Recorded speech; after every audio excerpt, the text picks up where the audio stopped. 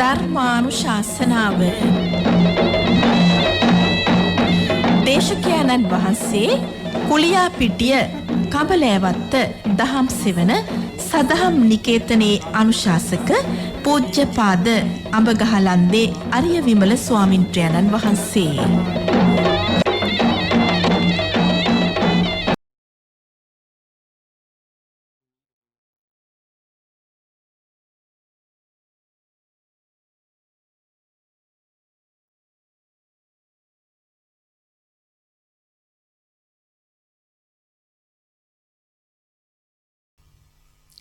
समन्ता चक्रवालेषु अत्रा गच्छन्तु देवता सद्धम्मं मुनिराजस् सुनन्तु सग्गमुक्खदं ධම්මස්සවන කාලෝ අයං බදන්තා ධම්මස්සවන කාලෝ අයං බදන්තා ධම්මස්සවන කාලෝ අයං බදන්තා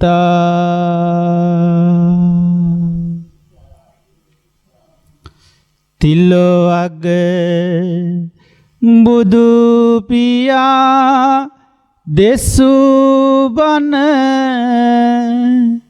අසන්නට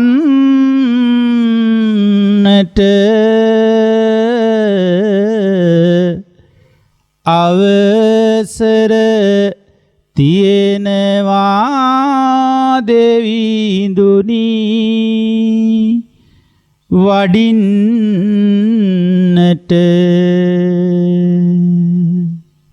කාලය එළඹ ඇත බුදුබණ කියන්නට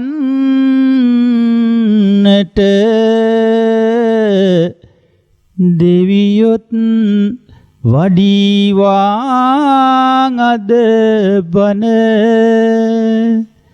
අසන්නට දෙවියොත් වඩිවාං අද බන අසන්නට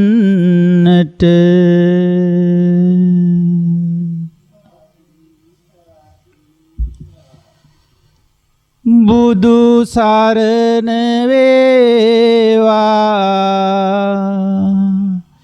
සඳහම් සරණ වේවා සංඝ සරණ වේවා මිතුම් සරණින් ජයම වේවා සාදු සාදු සාදු.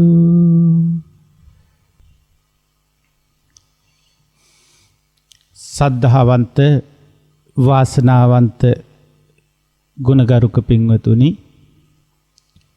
අද උතුම් පොහෝ දවසේ උදෑසන මීට පෙර ආතුව පොහෝ දින දේශනා අංක 1 යටතේ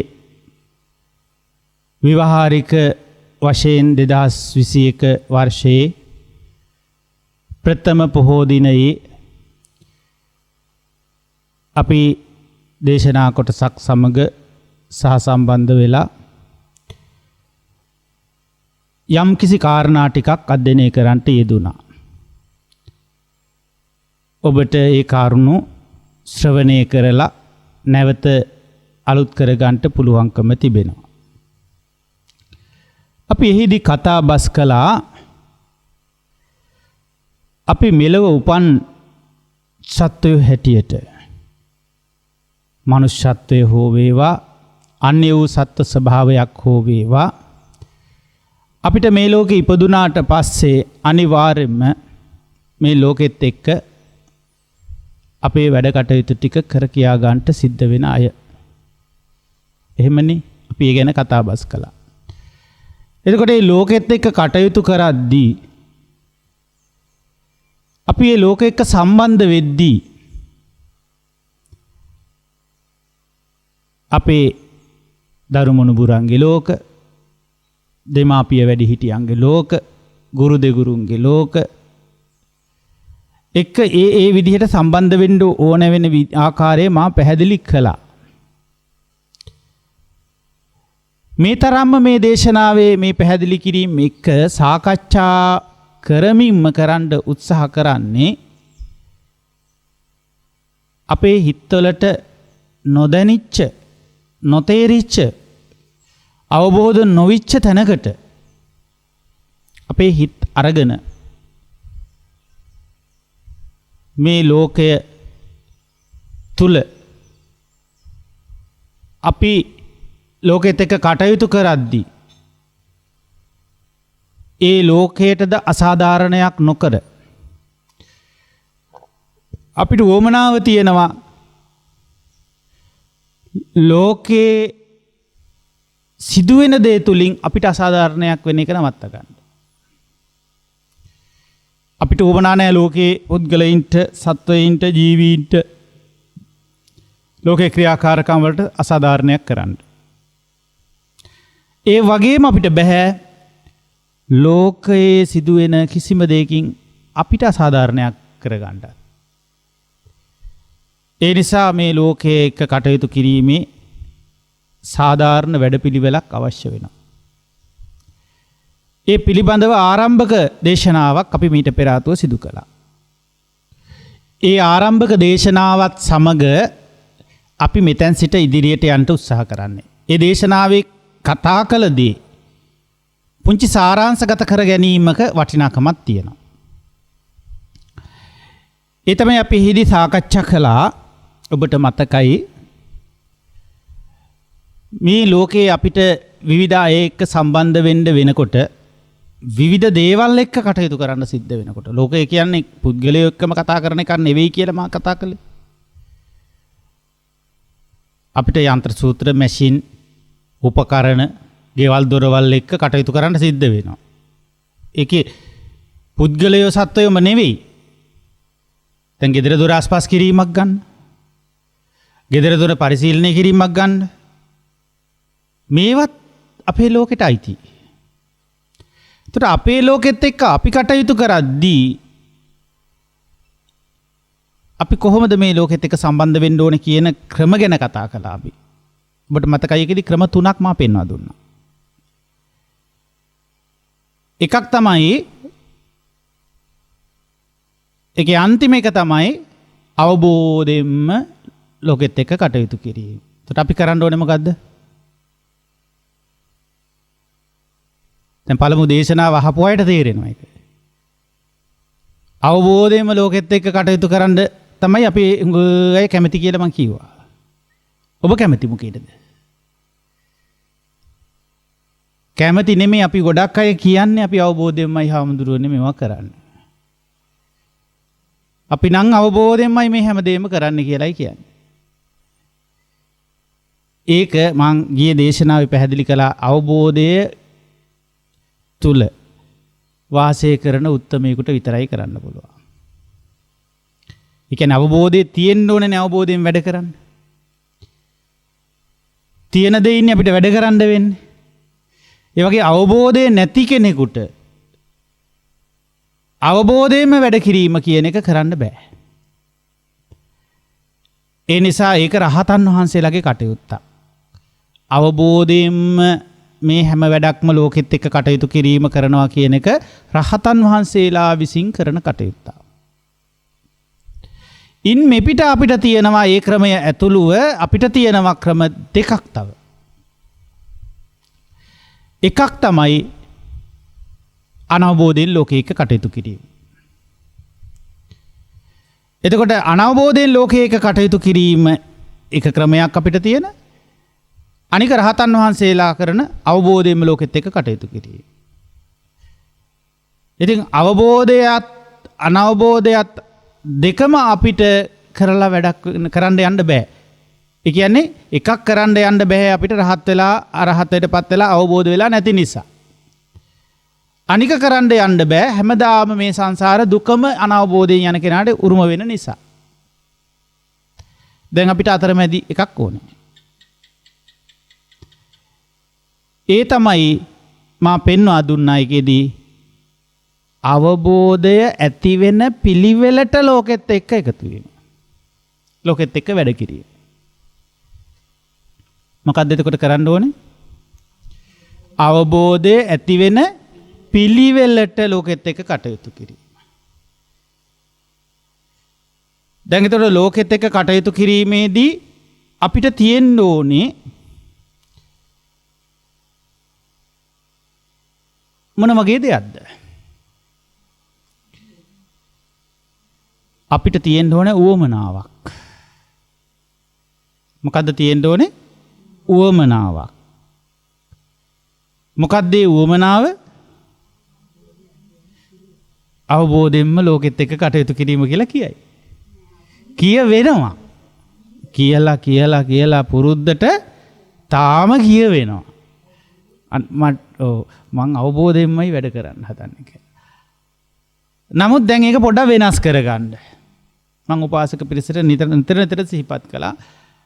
ඔහේ කියවෙන්නම් වාලේ කියන්න දෙන්න එපා. යමක් කියනවා නම් ප්‍රකාශනයක් කරනවා නම් එයද ලෝකෙත් එක්ක එකතු වීමක්. පැහැදිලිද කියන එක? යමක් බලනවා නම් යමක් දකිනවා නම් යමක් අහනවා නම් එයද ලෝකත් එක්ක එකතු වීමක් නෙවෙයිද?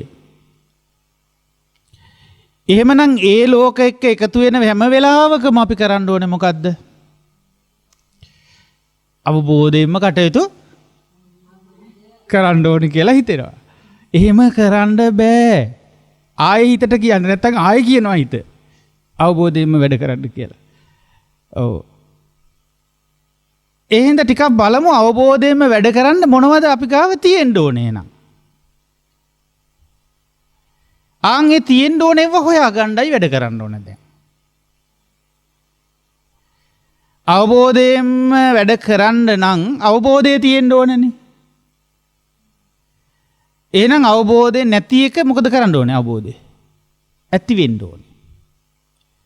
අවබෝධය ඇති වෙන්න අවබෝධයට උපකාර කරන්න මොනවද ඕනේ? අවබෝධයට උපකාරක දේවල්. ඒක තේරෙනවද? අවබෝධයට උපකාරක දේවල්. දේවල් වලට කියන්නේ මොකද්ද? ධර්ම. මේ ලෝකේ සියලු දේවල් වලට කියන ධර්ම නම මොකද්ද? ධම්ම. සබ්බේ ධම්මා. එතකොට ඒවට හේතු අපි පස්සේ කතා කරමු. එතකොට ධර්මය කියන එක තමයි කියන්නේ දැන් අපි සියලු දේවල් වලට අපි කිව්වා මොකද්ද කරන්න ඕනේ? සියලු දේවල්ම අපිට ඕනේ නේද? සියලු දේවල්ම අපිට ඕනේ නෑ. අපිට ඕන දේවල් ටිකක් කීවම මේ වැඩේට. දැන් මතක නැති වුණා. ඔව් උවමනා දේවල් ටිකක් කීවා. නැද්ද? කීවද නැද්ද? කිව්වද කියලාවත් මතක නැහැ. ඒ තරම් සිහිය සහ නුවණ. මම කිව්වා අපිට ඕනේ අවබෝධයට උපකාර කරන දේවල්. ඒවා නෙමෙයි අපිට දිනු කරගන්න ඕනේ. ඒවා එකක් නෙවෙයි ගොඩක් තියෙනවා. ඒ ගොඩ මොකද දන්නේ නැහැ අපි තව. නමුත් ඕනේ කරන්නේ අවබෝධයට උපකාර කරන දේවල් කියන එක පැහැදිලියි අතුස්සන්න බලන්න. එහෙනම් අවබෝධයට උපකාර කරන දේවල් වලට තමයි කියන්නේ බුද්ධ කාරක ධර්ම කියලා. ධර්ම කියන වචනේ ආවේ දේවල් කියන්නේ. මම ඒකයි එතන සම්බන්ධය පෙන්නේ. අවබෝධයට උපකාර කරන කියන එකට කියනවා මොකද්ද? බුද්ධකාරක දේවල් වලට කියනවා ධර්ම.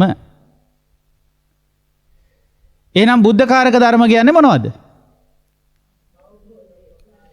අවබෝධයට උපකාරක දේවල්. දැන් ඒවා තියෙනවද? තියෙනවා නම් අවබෝධයට උපකාර කරලා අවබෝධය ගෙනෙන්න ඕනේ මෙතෙන්ට. අපිට අනවබෝධයෙන් කටයුතු වෙන්නේ ඇයි එහෙනම්? මං කැමති නිසා නෙවෙයි.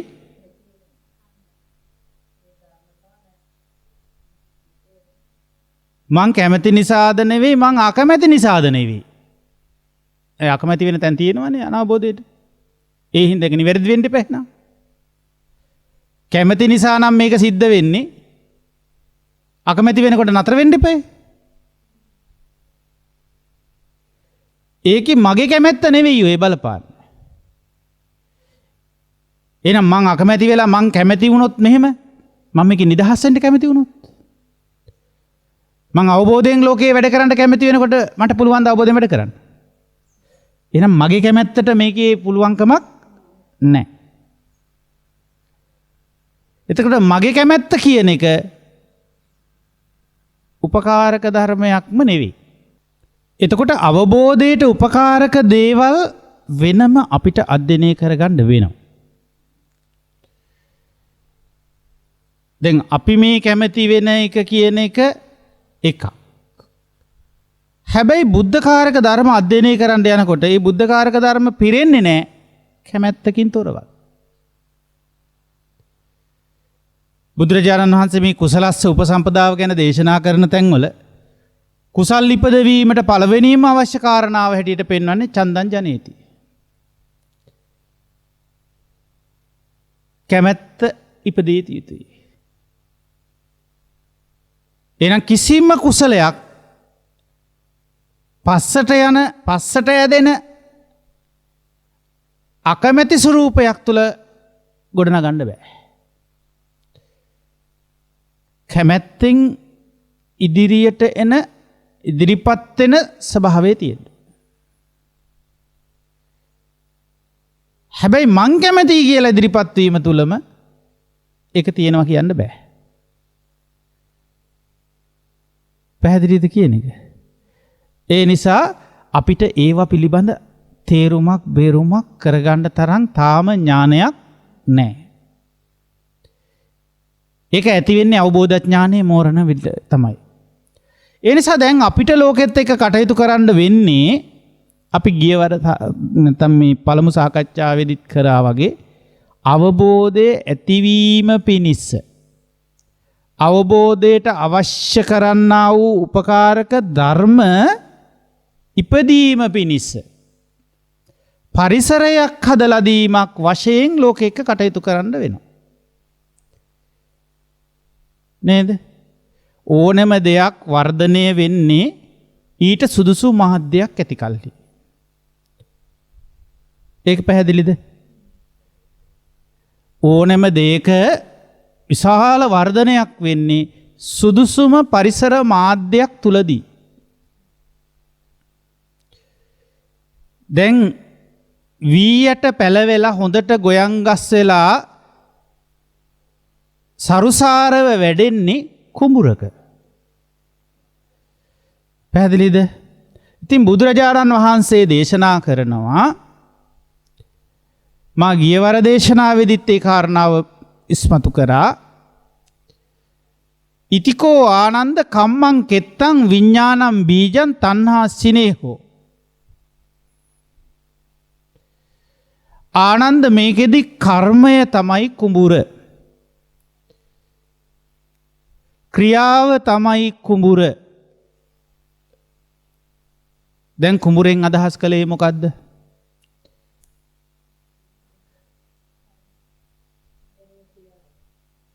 රොන් මඩ සහිත කලල් දිය සහිත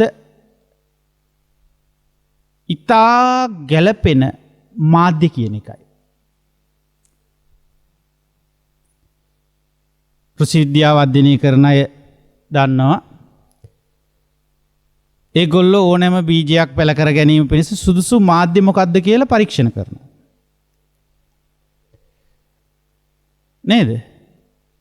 එතකොට සුද්‍රජීවී විද්‍යාව පිළිබඳ එහෙම හදාරන කට්ටිය දන්නවා මොන මාධ්‍යයන් තුලද මේ සුද්‍රජීවීන් වර්ධනය වෙන්නේ කියලා. ඒ වගේ යම් වර්ධනයක් යම් දෙයක සිද්ධ වෙනවා නම් ඒකට සුදුසු මාධ්‍යයක් සැපිය යුතුයි.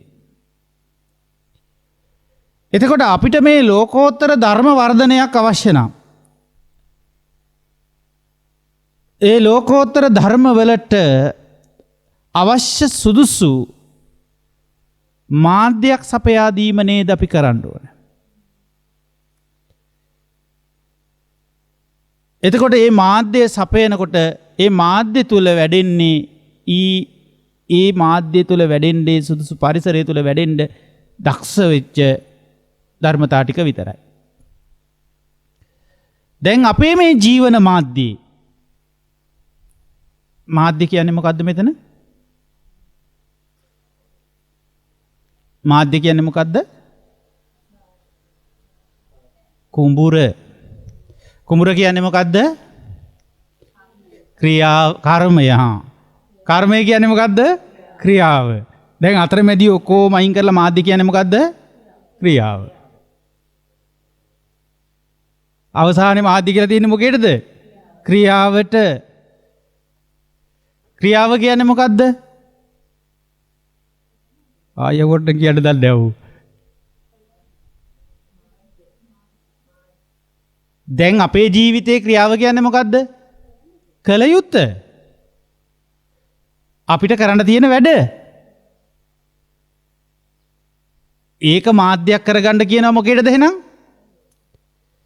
අවබෝධයට උපකාරක දේ වර්ධනය කරන්න.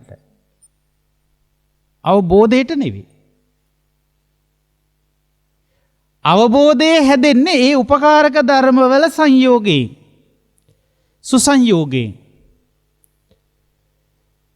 අවබෝධයට උපකාරක ධර්ම වෙන වෙනම සකස් වෙලා ඒවා ඒක රාශී වෙනවා. ලෝකේ බොහෝ දේ සකස් වෙලා ඒක රාශී වෙනකොට අලුත් නිර්මාණයක් බිහි වෙනවා වගේ. අවබෝධයට උපකාරක ධර්ම එකතු වෙලා ඒව සුසංයෝගී වෙනකොට සියලු නිර්මාණවල යථා තත්ත්වය අවබෝධ වීම සිද්ධ වෙනවා. මා ඔබට මුලින්ම කියන්න ඕනේ මේ දේශනාව අද දවස පුරා කරන මේ මාතෘකාව එක්ක යන මේ දේශනාව සමස්ත ලෝකය අපේ හිත්වල අපි හදාගෙන තියෙන මේ ලෝක දෙදරුම් කණ්ඩ පුළුවන් ලෝකයක් මේ ධර්ම දේශනාව. එතකොට නිවැරදිව මේ අර්ථය අපිට ගලප ගන්න හිමින් අපි මේක අවබෝධයට යන්න අවශ්‍ය විදිහට විකාශනය කරගන්න ඕනේ. මොකද අපි ඉන්නේ පැහැදිලි අනවබෝධයේ. ලෝකය පිළිබඳව අපිට තියෙන්නේ පුදුමාකාර අනවබෝධයක්. ඒ නිසා ලෝකෙත් එක්ක වැඩ කරන්නේ ආන්ගේ තියෙන දේ අරගෙන. මොකද තියෙනවා කිව්වේ? පුදුමාකාර අනවබෝධයක්. හිතා ගන්නවත් බැරි අනවබෝධයක් තියෙනවා. ඒ තරම් ඒ හිතා ගන්නවත් බැරි අනවබෝධය තමයි අපිට මේකට එකතු කරගන්නේ. මොකේද එකතු කරගන්නේ? මාධ්‍යයට. අපේ මාධ්‍යයත් පොහොර ටික ජලය මේකට සපයනවා. දැන් බීජයේ හැටියට එකතු කරගන්නේ මොකද්ද? අනවබෝධයෙන් යුක්ත වූ දෙයක්. මාධ්‍යයෙන් පෝෂණය වෙන්නේ මොකද්ද එහෙනම්? අනවබෝධයමයි. මාධ්‍ය කිව්වේ මොකද්ද? ක්‍රියාව. කරන ක්‍රියාවෙන් පෝෂණය වෙන්නේ කුමක්ද එහෙනම්? අනවබෝධයමයි. එතකොට පෝෂණය වෙලා වර්ධනය වෙලා අපිට ඇති දැනෙන්නේ මොකද්ද? අනවබෝධයෙන් යුක්ත වූ දැනීමක්මයි. තේරුණාද? ඊළඟ වතාවේ අපි එතකොට දැනගන්නේ මොකක් හරි ඒ අනවබෝධයෙන් යුක්තවයි. ඒ අනවබෝධයෙන් යුක්ත වූ දැනීම අපි ක්‍රියාවෙන් ක්‍රියාවට පෝෂණය කරගෙන ඇවිල්ලා තියෙනවා. පැහැදිලිද කියන එක? දැන් V වර්ගයක් තියෙනවා කියලා හිතන්නකෝ. ඒ V වර්ගයක යම් කිසි සුළු රෝග ලක්ෂණයක් තියෙනවා. බීජ මනින්නේ මොන වගේන්ද? V මනින්නේ මොන වගේන්ද? අලාහෙන් මනිනවා. ඊට පස්සේ ආයෙ මනිනවා බුසල් භාගෙන්. බුසල් කියනවා හරි අඩුයි. බුසලක් උස්සන්න දාන්න මෙයා කරන්න බෑනේ මිනිස්සුන්ට මනින්න. ඉතින් බුසල් භාගෙන් මනින්නේ. ඒකෙන් දෙකක් දැම්මහම එක බුසලයි කියලා මනින්නේ. එතකොට අපි කියමුකෝ බුසලක ප්‍රමාණය කියන එකේ V8 ගත්තාම ඒ සමහර ඇට ගණනාවකට පොඩි ප්‍රමාණයකට අර රෝග ලක්ෂණ තියෙනවා. අපි මොකද කරන්නේ? ඒ තරම් ප්‍රශ්නයක් වෙන එකක් නෑ කියලා ඊගාව කන්නේ තව කුඹුරක මේක වගා කරනවා. වගා කරලා ඒකෙන් ගන්න අස්වැන්න බැලුවහම අර රෝගකාරක බීජ ප්‍රමාණය බුසල ඇතුලේ වැඩි.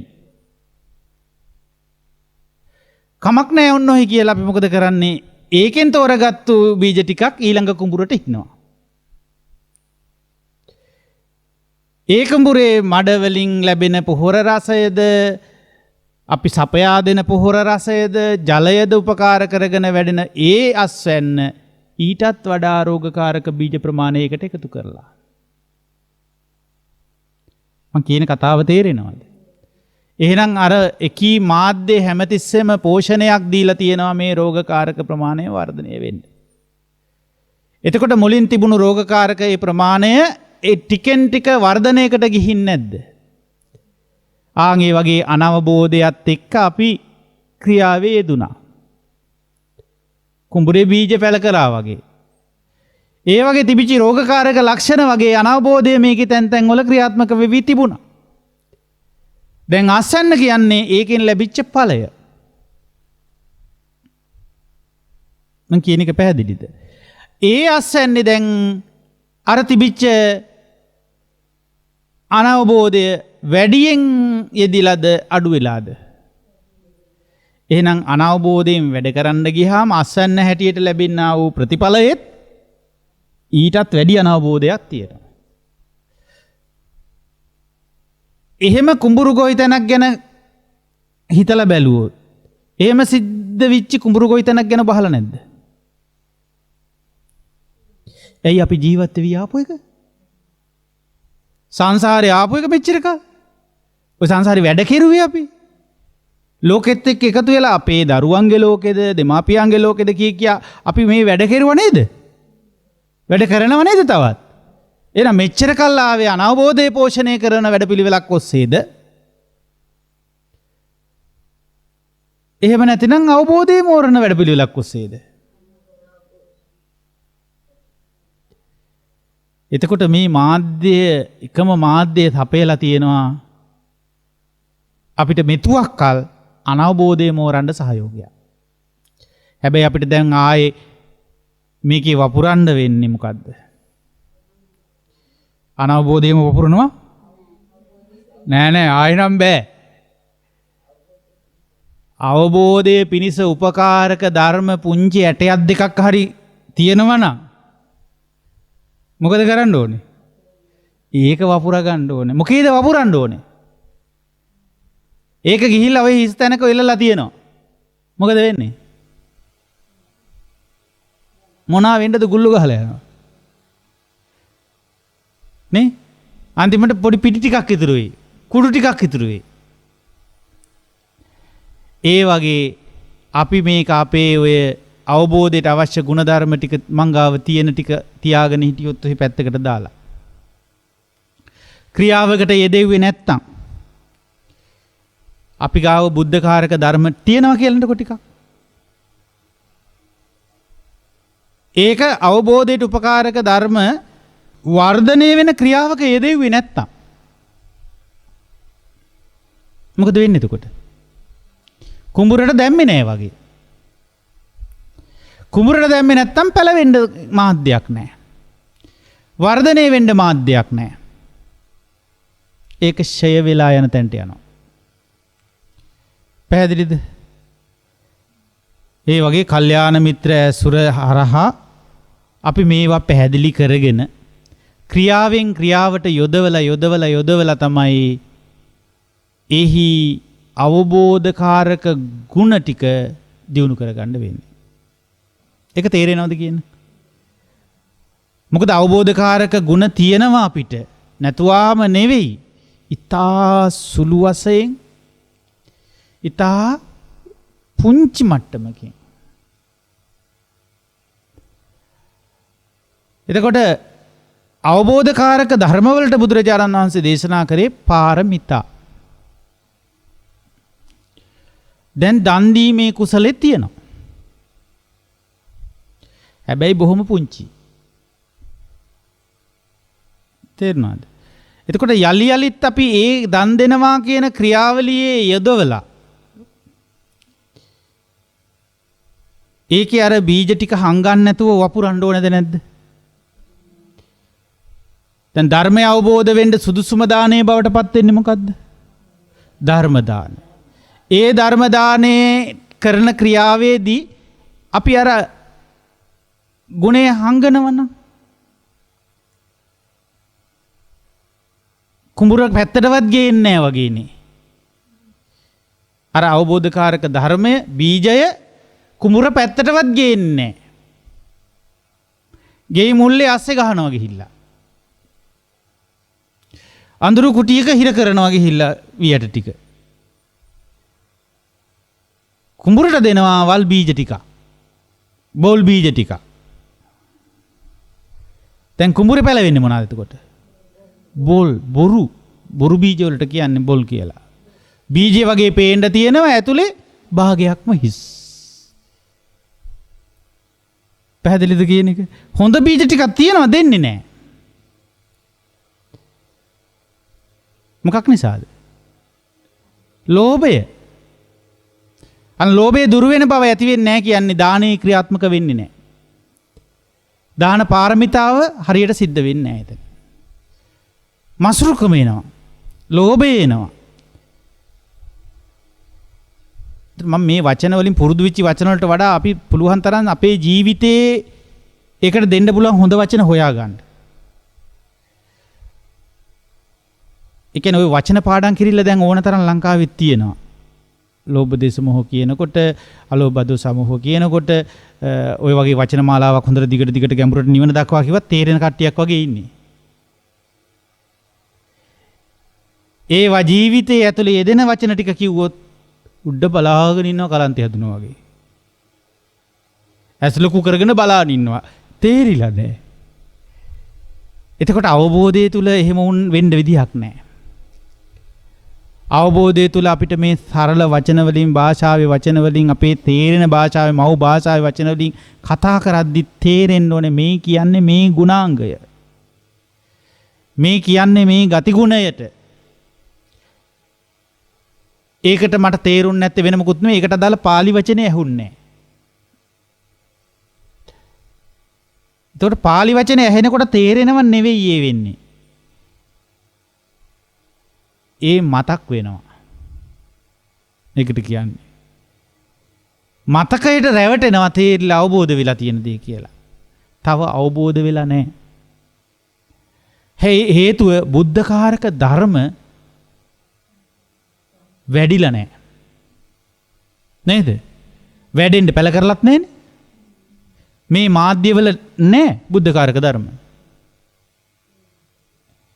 මාධ්‍ය කිව්වේ මොනවද දැන් දන්නවා? ක්‍රියාවන්. අපේ හැම ක්‍රියාවන් තුළම තියෙන්නේ අසිහිය මිසක සිහිය නෙවෙයි. ලෝභය මිසක මසුරුකම මිසක ත්‍යාගශීලී බව දානේ ඡාගය නෙවෙයි. බලන්න අපිට එහෙම වෙලා නැද්ද කියලා. කෙනෙක් දානයක් දෙනවා වෙන්න පුළුවන්. පේන්නේ දාන් දෙනවා. හැබැයි පතන්නේ මතුමතුත් මහා ධන සම්පත් අපිට පහළ වේවා. අභ්‍යන්තරිකව තියෙන්නේ ලෝභය. එහෙම නැද්ද? එහෙම නැතිනම් විහාරස්ථානයක ස්වාමින් වහන්සේලාට මුළු අවුරුද්ද පුරා දානමාන වර්ධින වාරගාන මෙච්චර වැඩි වෙන්න විදිහක් නැහැ. එහෙම වෙන ගමන් අවුරුද්දේ බොහෝ වාර ගානක් දාන වර්ධින පන්සලේ කටින පින්කමට වෑංජන 30 40 ගණන්.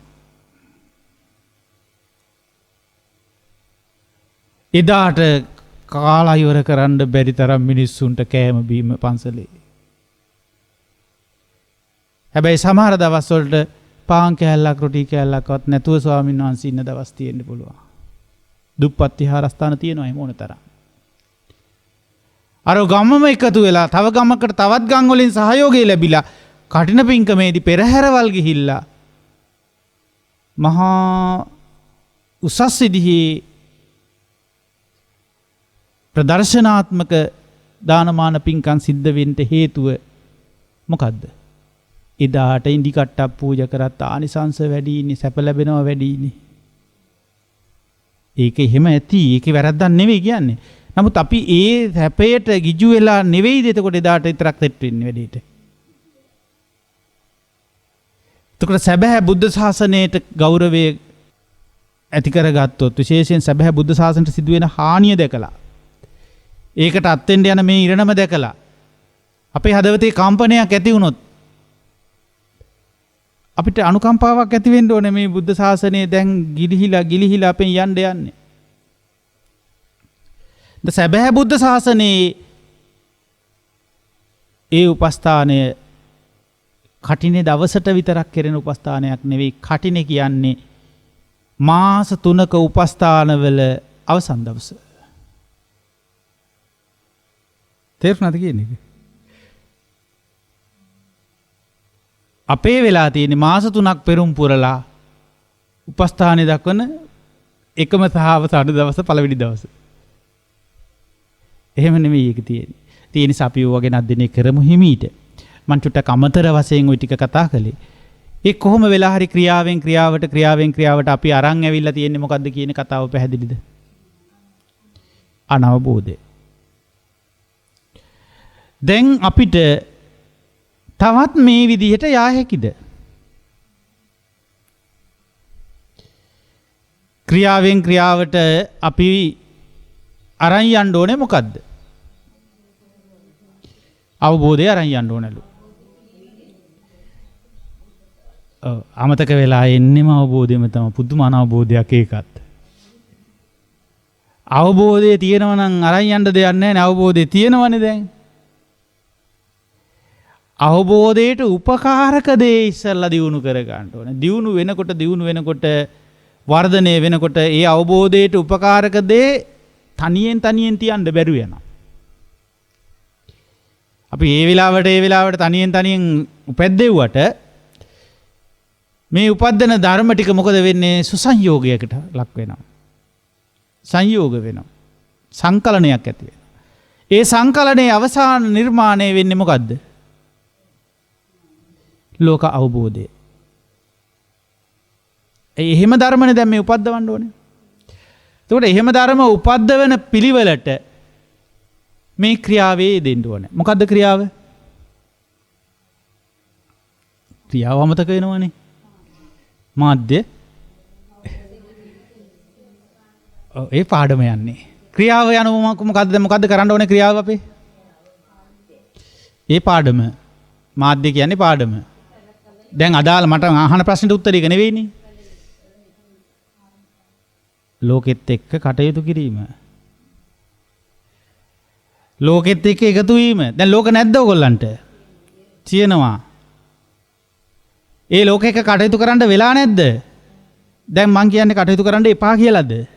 බුදුදහම කියන්නේ එතකොට ස්ටොප් කියන වචනේ දෙන කෙනෙක් එකක්ද?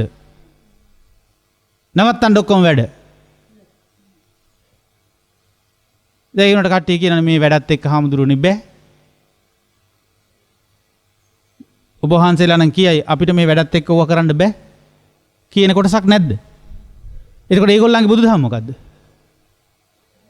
වැඩ නවත්තපු දවසක එන්න. වැඩ නතර වෙනකම් බෑ. එතකොට හරියට බුදුහාමුදුරුවෝ වැඩ නවත්තන්න කිව්වා වගේ. මම කියන බුදුහාමුදුරන්ට කරන අභූත චෝදනාව. බුදුහාමුදුරුවෝ මේ ලෝකෙත් එක්ක කටයුතු කිරීම නවත්තන්න කිව්වද?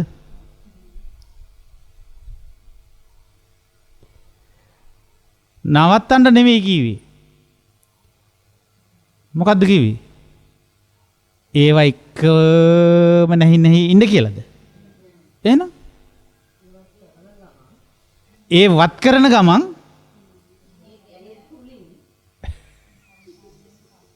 ඒ වත් කරන ගමන් නෙවෙයි බුද්ධකාරක ධර්ම පුරන්න කියලා කිව්වේ. බුද්ධකාරක ධර්ම පුරන්න දැන් අපි දන්නවා ක්‍රියාවේ දෙන්න වෙනවා. ඒ ක්‍රියාවේ යෙදෙද්දි තමයි අපිට ඒ අවබෝධය උපයා ගන්න තියෙන්නේ. එතකොට ඒක හිතලා හදාගත්තු හිතලුවකට යන්නේ නැහැ. සත්‍ය වශයෙන් මූණ දීලා උපයාගත්තු අවබෝධයකට යනවා. මං කියන එක පැහැදිලිද? නැද්ද? තේරෙන්නේ නැද්ද? සත්‍ය වශයෙන් මූණ දුන්නේ නැතුව හිතලා හදාගත්තොත් මොකක් හරි ඒක මොකද්ද? හිතෙන් හදාගත්තු එකක් නෙවෙයිද? හිතෙන් හදාගන්න ඒවට කියන්නේ මොකද්ද? හිතලු.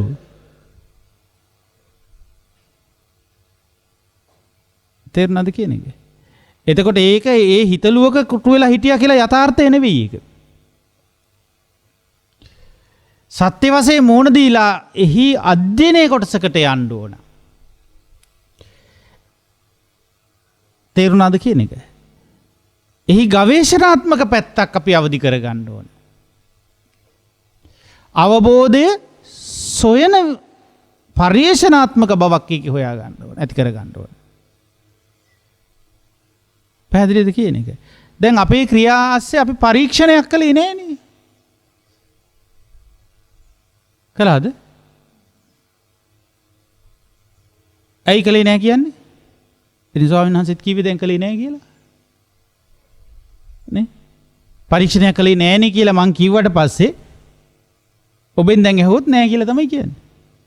මොකද නොකලේ කළා. ඔන් දැන් කියනවා කළා තමයි කියලා.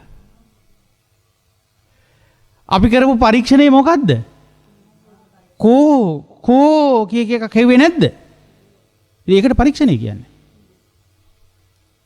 පරීක්ෂා කරනකොට මොකක්ද කරන්නේ? කෝ කිය හොයන එකට නේද පරීක්ෂණය කියන්නේ. පරීක්ෂා කරලා බලන්න ටිකක් කිව්වම යතුරු නැහැ කියන්නකෝ. පර්ස් එකේ පරීක්ෂා කරලා බලන්න කිව්වම කෝ තියෙනවද කිය බලන එකට නේද පරීක්ෂා කරනවා කියන්නේ. එතකොට ඒ පරීක්ෂණේ ඉදලා නැද්ද අපි? මේ ක්‍රියාවල මොනවත් හොයලා නැද්ද? මොනවද හෙව්වේ?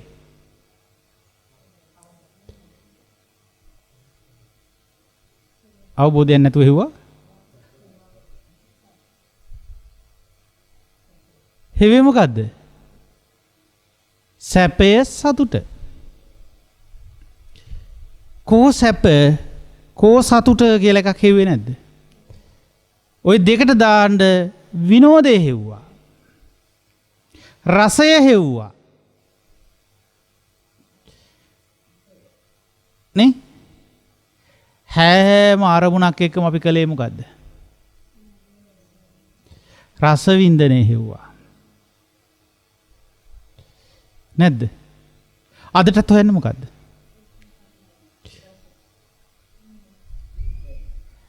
අපි මේ ක්‍රියාවන් එක්ක හිව්වේ නැත්තේ මොකද්ද? අවබෝධය හිව්වේ නැහැ. එතකොට අවබෝධය හොයන අදහසක හිටියේ නෑ. ඒකයි උනේ. එහෙනම් ඉස්සරලාම රෝපණය කරන්න ඕනේ මොකද්ද?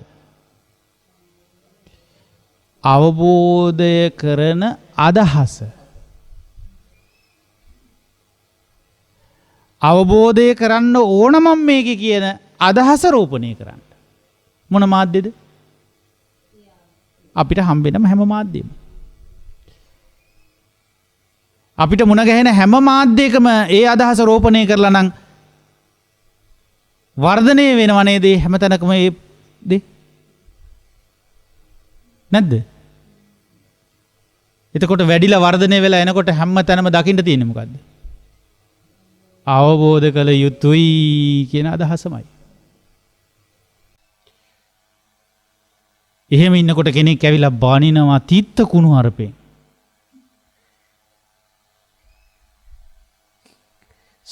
මේ මහා දුකක් ඇති වෙන විදිහට බයිනවා.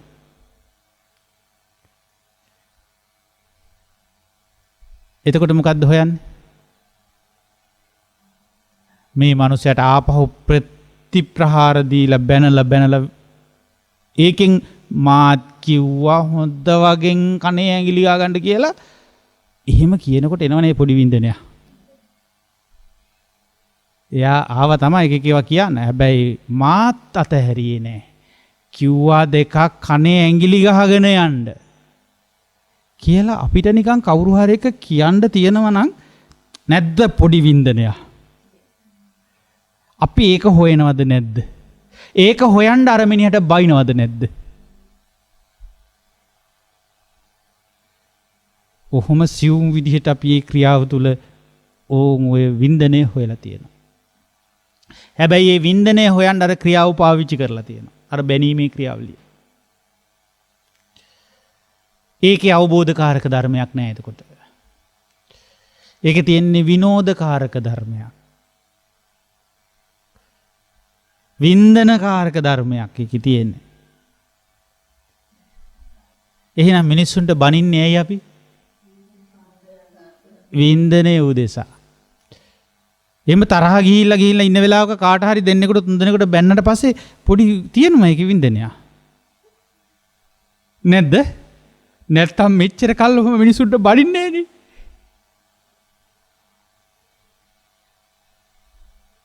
නේද? ඊට පස්සේ ආසා හිතෙන දේවල් එක්ක එකතු වෙනකොටත් වින්දනයක් තියෙනවා. ওই දෙකම නැති වෙලාවක නැද්ද අපිට වින්දනය? ආසා හිතෙන්නෙත් නැත්තම් තරහකුත් නැත්තම් අපිට වින්දනයක් නැද්ද? ඇයි හිමීට බුදිය ගත්තාම? දැන් බණ අහන කොටත් අපිට තියෙනවනේ මේ වගේ වින්දනයක්. බණ වලට එහෙම ආසා හිතෙන්නෙත් නැති වෙලාවල් එනවා.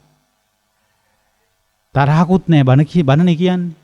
මගේ තරහකුත් නැහැ කියා ගන්න හාමුදුරුවෝ. මට ලොකු ආසාවකුත් නැහැ හාමුදුරුවෝට දැන්. බණ අහන්න ඕනේ එහෙම ලොකුවට ඕනේ අවබෝධ කරන්න ඕනේ මං කොහොමරි කියන ඒ අදහස නැති වෙනවා. එතකොට තරහකුත් නැහැ.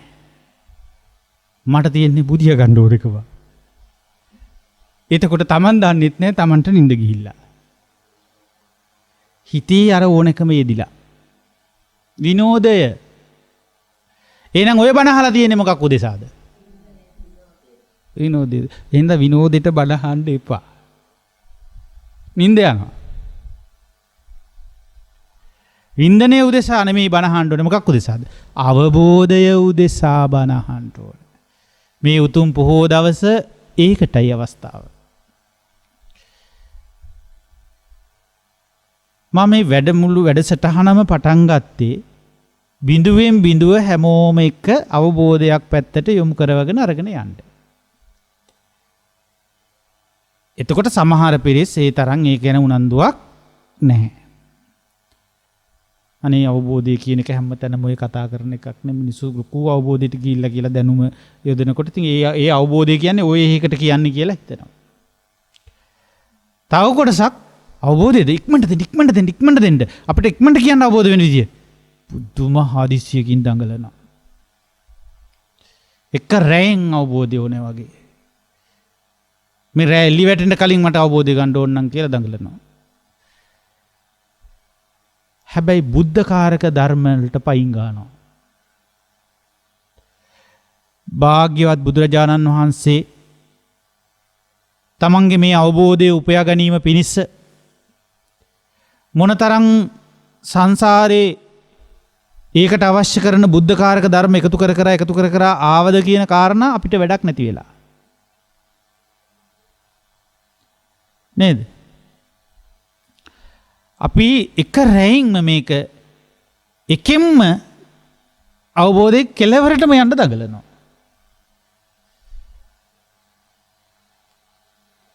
තේරුණාද? ලොකු කැමැත්තකින් දඟලනවද නැද්ද එහෙම? එහෙම නැද්ද නැත්තම් නැහැ කියන්නකෝ. ඒ දඟලන්නේ කවුද?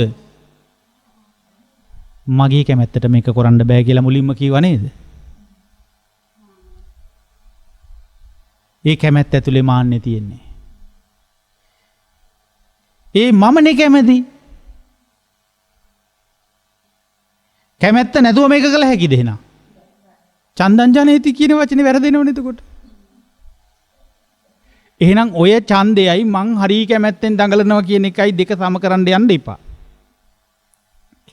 මේ දෙක අතර තියෙන සම්බන්ධය මොකක්ද කියලා පරීක්ෂණාත්මකව හොයා බලමු අපි. පැහැදිලිද කියන එක? එතකොට ඒක පරීක්ෂණාත්මකව හොයලා තේරුම් ගන්න ඕනේ කටයුත්තක්. ඒ නිසා මේ හැමදේ පිළිබඳව අවබෝධයක් ඇති වෙන විදියට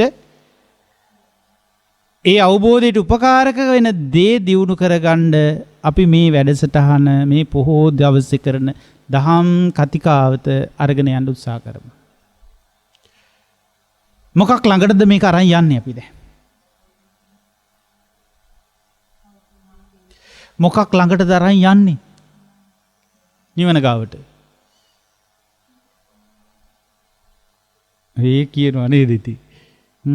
නිවන ගාවට අරන් යන්න නිවන කොහෙද තියෙන්නේ දන්නවද? එහෙනම් කොයි පාරේ ගියොත්ද නිවන තියෙන්නේ? නිවන ගාවට අරන් යන්න. මේ දැන් පේන්නේ නැති නම් දැන් අරන් යනවා ඒ. ඒ කතාව හරියන්නේ නැහැ. අරන් යන්න ඕනේ කොතෙන්ටද? හිතන්න. මම මේ නවත්ත ගන්න මේ කියන්නේ නැතුව ලෑස්ති කියන්න ලෑස්ති ඉන්නේ. ඔබ හිතනවද බලන්න? අරන් යන්න ඕනේ ලෝකෙත් එක්ක එකතු වෙන තැනට. එතන ලෝකෙත් එක්ක එකතු වීමේ ක්‍රියාවනේ තියෙන්නේ අපිට. එතන නෙමෙයිද පත්තු වෙන තැන. එතන තමයි හාමුදුරුවනේ පත්තු වෙන තැන තියෙන්නේ.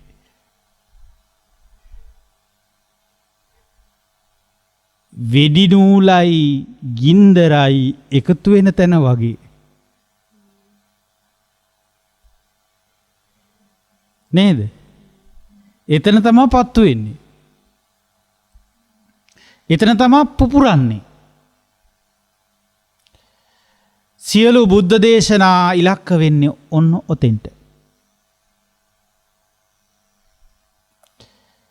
සියලු බුද්ධ දේශනා ඉලක්ක වෙන්නේ කොතෙන්ටද? ඔන්න ඔතෙන්ට. වැඩේ පත්තු වෙන තැනට.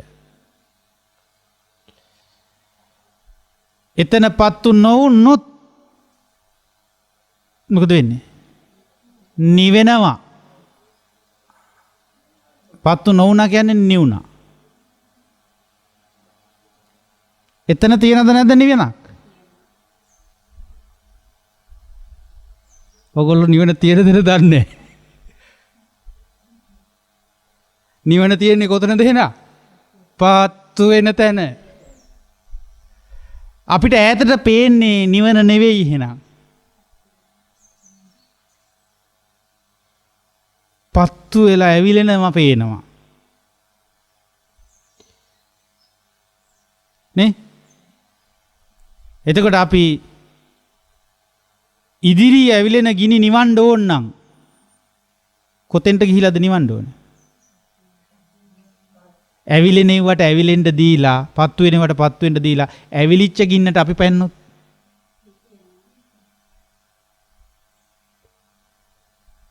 ඇවිලෙන ටික කොහොමටත් දැන් ඇවිලෙනවා. ඔක නිවල ඉවර කරගන්න කාලය අවශ්‍යයි.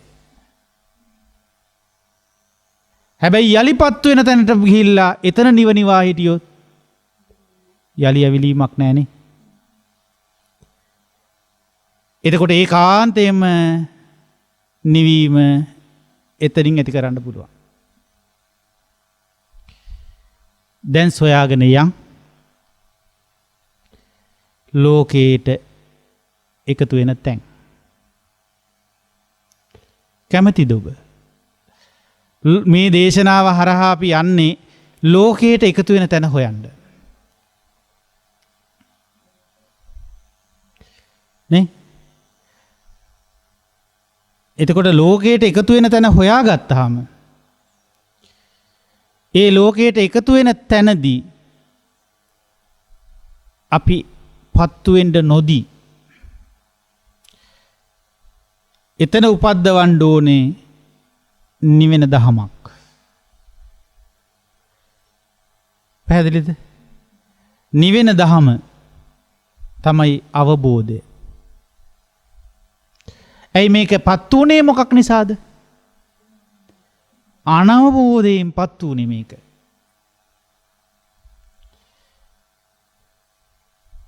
එතකොට අනවබෝධය කියන කරන්ට් එක එතෙන්ට වදිනවා.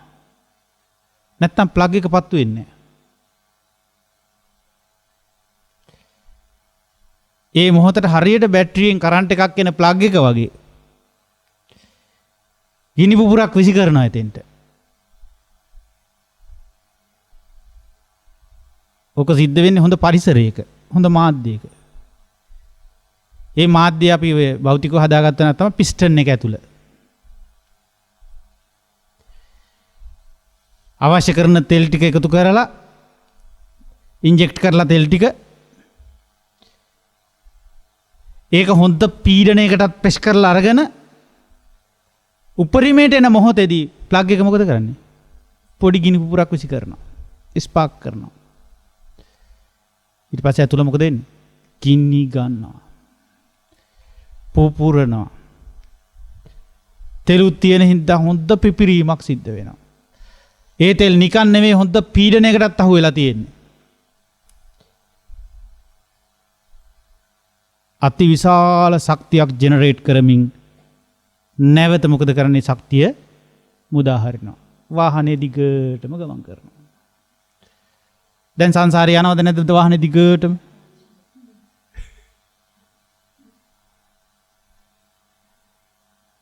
තේරුණාද කියන්නේ?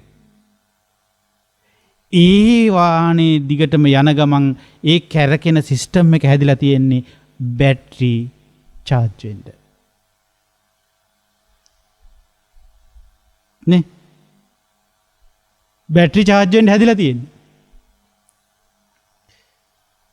ඒ බැටරිය කරන්ට් එකම තමයි ප්ලග් පත්තු කරන්නේ ආයේ. මේකේ බැටරි බහින්නෙත් නෑ. නේ?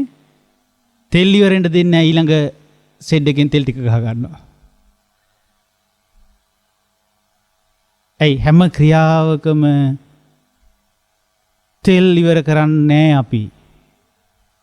අපි තණ්හාව ඉවර කරලා නැහැ එකකවත්. ඕනෑකම අවශ්‍යතාවය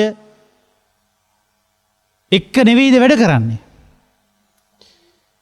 ඕන කියන එකෙන් නෙවෙයිද වැඩ කරන්නේ? ඒක තමයි තණ්හාව. ඒක තමයි ආශාව. ඒක තමයි තෙල්.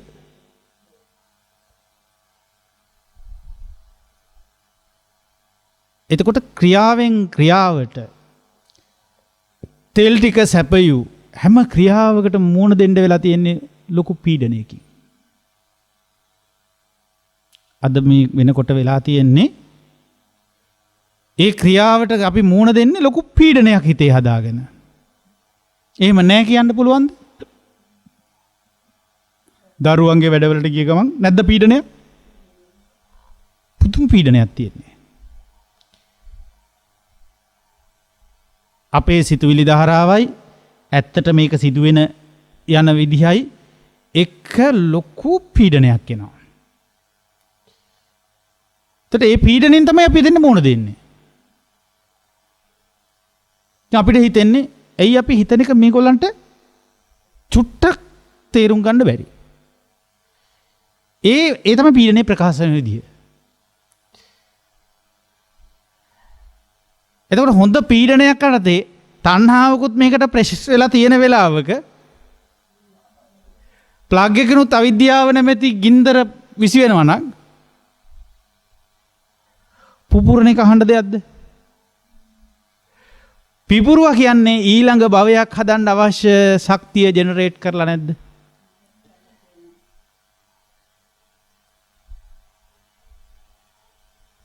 එහෙනම් ওই ශක්තිය කියන්නේ මොන ශක්තියද? ওই ශක්තිය කියන්නේ මොන ශක්තියද? උප්පාදන ශක්තිය. ඒ හින්දා ඒ ශක්තියට බුදුරජාණන් වහන්සේ නමක් දුන්නා භවය කියලා. එහෙනම් භවය කියන්නේ මොකද්ද? උප්පාදන ශක්තිය. භවපච්චය ජාති නම් ඉපදීම නම්. එහෙනම් භවය කියන්නේ උපාදාන ශක්තිය කියන එක වැරදිද?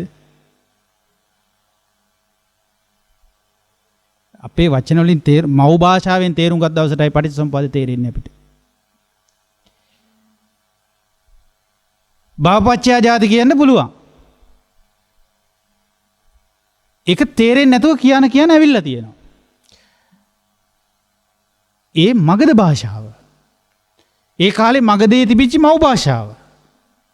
ඒ අයට ඒක තේරුණා. දැන් අපේ මව් භාෂාවෙන් මේක තේරුම් ගන්න වෙනවා.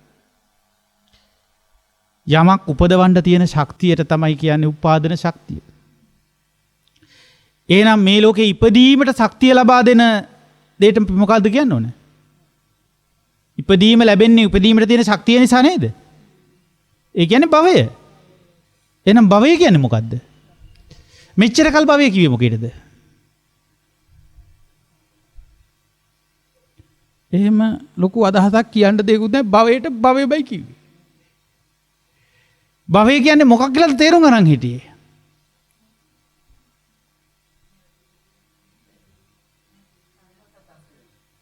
පරලෝ සකස් කරනවා. කර්ම සකස් කිරීම. ඉතින් ඒක තමයි කර්ම ශක්තිය ජෙනරේට් කරලා. ඒ ශක්තියටයි භවය කියන්නේ. එතකොට ඒ ශක්තියක් ජෙනරේට් වුනේ නැද්ද අර පුපුරණ එක අවස්ථාවේ? ඒ පිපුරුනේ අර එකතු වෙන අවස්ථාවේ නෙවෙයිද? එකතු වීම තියෙන හැම තැනකම ওই සිද්ධිය සිද්ධ වෙනවා.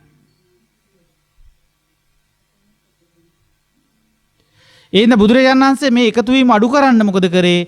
එකතු වෙන ඒවා ආපහු බෙදන්න ක්‍රමයක් යෝජනා කළා. එතකොට මේ බෙදෙන ක්‍රමය තමයි පාරමිතා ශක්තිය උපද්දවන්නේ.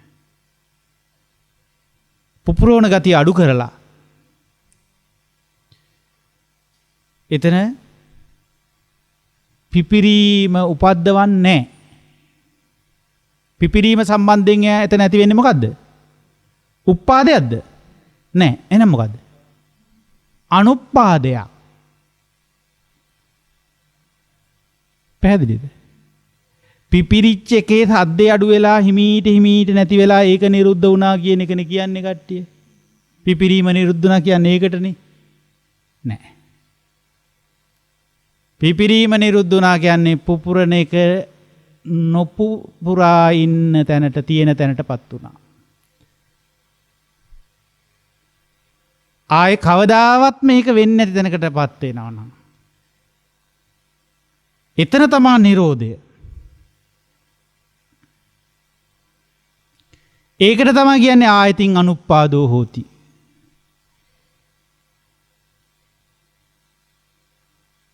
එහෙම සිද්ධියක් සිද්ධ වුණොත් ඒද හොඳට දැනගන්න තැනකට එනවා. තංච පජානාති. අහලා නැද්ද සතිපට්ඨාන සූත්‍රයේ මේවා තියෙනවා. ආයතින් අනුප්පාදෝ හෝති තංච පජානාති. බලමු හිමින් පැහැදිලි කරගමු. බුද්ධ දේශනාවට බැහැරවත් නෙවෙයි. හැබැයි ඒ දේශනාව මතු පිට හිමි හැමදාම තොල් මතුර ජප කිරීමකුත් නෙවෙයි. ඒ දේශනාවෙන් කිව්වේ අපිට කොතන තේරුම් කවර අවස්ථාවක් තේරුම් ගන්නද ඒ තැනට අපි යන්න වෙනවා. ඒ තමයි මේ ලෝකෙත් එක්ක එකතු වෙන තැන. තේරුණාද කියන එක? ඇයි එකතු වෙන තැන හරි භයානකයි. නැද්ද? ඒින්ද එකතු වෙන තැන් වලින් මගහැරලා ඉන්න උත්සාහ කරොත් හරියද? එකතු වෙන තැන අවබෝධයෙන් නිෂ්ප්‍රභා කළ යුතුයි, නිෂ්ක්‍රිය කළ යුතුයි එතන. මං කියන එක තේරෙනවද? එතකොට එතන නිවෙනවා. එතකොට පිරිසක් එක්ක ඉන්න අපිට පුළුවන් වෙනවා. ඒ හැමෝටම සාධාරණ ඉටු කරගන්න පුළුවන් වෙනවා. පැහැදිලිද කියන එක? එහෙනම් අපිට මේ සමාජය තුළ, මේ ලෝකයේ තුළ ජීවත් වෙද්දී ලෝකෙත් එක්ක කටයුතු කිරීම නිවැරදි තැනකට අරන් එන්න වෙනවා. ඒ නිවැරදි තැනකට අරන් එද්දී අපිට අවශ්‍ය වෙනවා අපි පුද්ගලයෙක් එක්ක එකතු වෙනවා නම් අපිට මේක තේරුම් බේරුම් කරගන්න වෙනවා. අපි මේ එකතු වීමේදී සිද්ධ වෙන පිපිරීමට බලපාන, පිපිරීම කියලා කියන්නේ ගහ මරා ගන්නවටම නෙවෙයි ඈ. රාණ්ඩු සරුවල් වෙන එකටම නෙවෙයි. එහෙම කිව්වහම සමහර අයට හිතෙන්නේ එහෙම. පිපිරීම කිව්වේ මොකද්ද?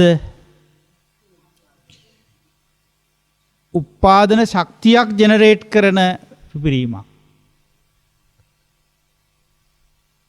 අපි උදාහරණකින් යාව ඒකයි මේ පිපිරීම කියන වචනේ දෙන්න පාවිච්චි කරේ. අවිද්‍යාව නැමැති ගිනිපත්තුයි මෙතන තියෙනවා. පැහැදිලිද? ආශා කරන තැනක් වෙන්න පුළුවන්. ආසාවෙන් අපි අපේ ජීවිතයට තුරුළු කරගන්න, වැළඳ ගන්න දෙයක් වෙන්න පුළුවන් එතන තියෙන්නේ. අම්මා දරුවාට කිරි ටික දෙන ගමන් සෙනෙහසින් ආදරෙන් දරුවව වැළඳ ගන්න අවස්ථාව ගන්න. එතන තියෙන්නේ මොකද්ද? අම්මට අම්මා ගැන අනවබෝධය තියෙන්නේ. අම්මට දරුවා ගැන අනවබෝධය තියෙන්නේ. තව මොකක්ද අනවබෝධය? අම්මා දරුවාව සම්බන්ධ කරගන්නන්නේ අනවබෝධය. ඒ සම්බන්ධතාවය ගැන අනවබෝධයක් තියෙනවා. එහෙනම් එතකොට ඒ එකතු වීම පුරාම පවතින්නේ මොකද්ද? අනවබෝධය. අනවබෝධයෙන් කටයුතු කරන තැන තමයි එතන උත්පාදන ශක්තිය ජෙනරේට් කරන්නේ. ඒකට තමයි අපි කිව්වේ පිපිරීම කියලා. මොකද්ද පුපුරා යන්නේ? ලෝකෝත්තර මාර්ගයේ පුපුරා යනවා එතන.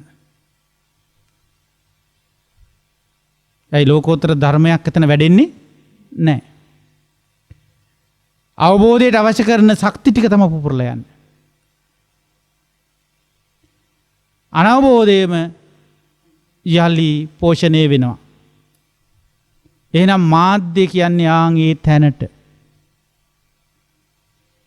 ලෝකෙත් එක්ක එකතු වෙන ක්‍රියාවට. දැන් අපිට මේක විග්‍රහ කරගන්න වෙනවද නැද්ද?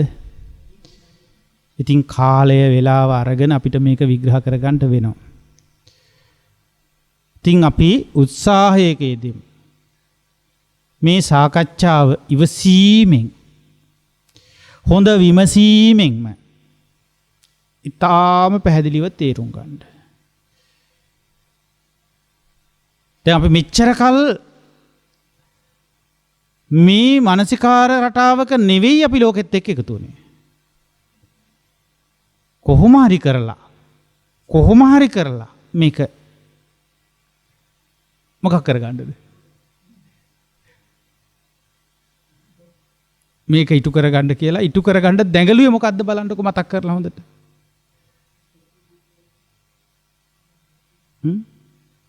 එතකොට අපිට අපි ගැන අවබෝධයක් තිබිලත් නෙවෙයි වැඩ කරලා තියෙන්නේ. අපි සම්බන්ධ වෙන මිනිස්සයා ගැන, පුද්ගලයා ගැන අවබෝධිකුත් නැහැ.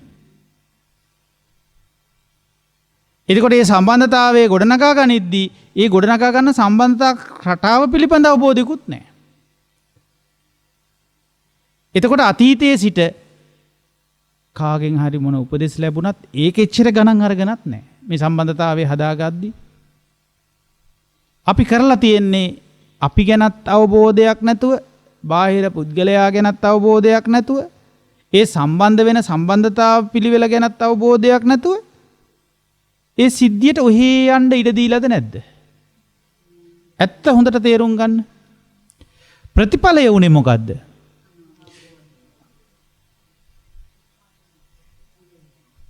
අපේ ලෞකික ජීවිතයේ දෙදරුම් කෑවා. අවබෝධය කියන කාරණාව ආවේ නැහැ ඒක නිසා. ඇයි අවබෝධයට අවශ්‍ය ශක්ති ටික උපකාරක ධර්ම ටික මේක අස්සෙන් වැඩුණේ නැහැ. පැහැදිලිද කියන එක? එතකොට අපිට අවබෝධයෙන්ම දවසක වැඩ කරන්න නම් තමා සම්බන්ධ වෙනකොට තමා ගැන අවබෝධයක් ඇතිව මා මේ සම්බන්ධ වන්නේ කා සමගද? නැත්තම් කුමක් සමගද? මම මේ ඩ්‍රයිවිං කරන්න යන්නේ කියන්නකො වාහනයක. මම මේ නගින්නේ වාහනේ තත්ත්වය දන්නේ නැත්නම්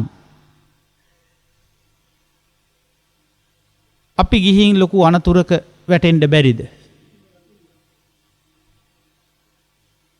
එතකොට මේ ඩ්‍රයිවිං කරන පිළිවෙලත් හරියට දන්නේ නැත්නම් අනිවාර්යයෙන් මේ අනතුර දෙගුණ තෙගුණ වෙන්නේ නැද්ද? තමාට තමා ගැන තියෙන්නේ නිවැරදි පැහැදිලි විශ්වාසයක් නොවුනොත් ආසාව විතරනම් අලුතෙන් වාහනයක් පුරුදු වෙන දරුවෙක් ගැන හිතන්නකෝ. මේක හොඳම උදාහරණයක්. ඒ ළමයාට තියෙන්නේ වාහන පිළිබඳව තමාගේ රිය පැදවීම පිළිබඳ හොඳ කොන්ෆිඩන්ස් එකක්ද නැත්නම් හින ආසාවක්ද?